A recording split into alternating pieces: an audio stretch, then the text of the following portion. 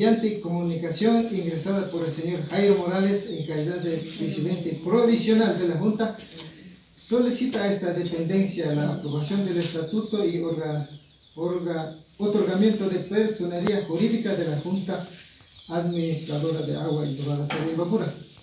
de conformidad a lo establecido en la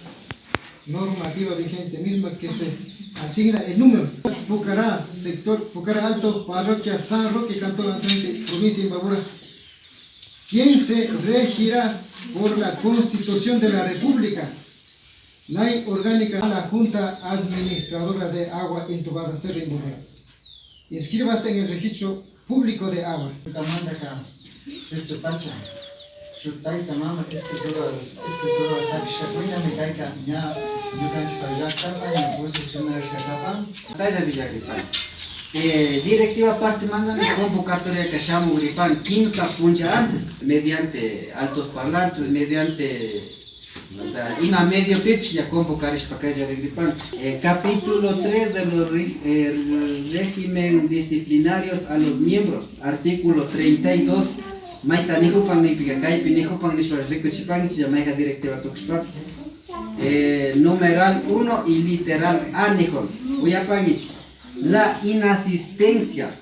y abandono a las asambleas ordinarias o extraordinarias y a trabajos comunitarios chay picaña minga también rima hupaña si faltan gichica reunión ma chay ordinario o extraordinario cam falta pangichi multa para mantenimiento del sistema del agua entubado tendrá una multa, importante, tendrá una multa equivalente a una jornada diario.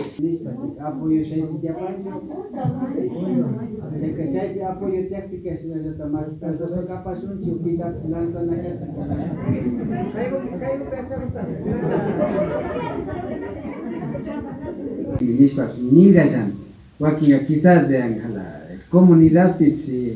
presidente Kanima Navalik Tasna de Coche, pero una vez que ya Ukuma y Kushpa, Shinji Pacha mi capán, se manda mi caipi sector alto mando, que es la mamá con una confianza para la pan. El papá que está en la habla de pan y que se manda posicionados como junta de agua de ser entubada desde Imbabura y en nombrado de la cuanti representante de California. Pague que vamos a hacer.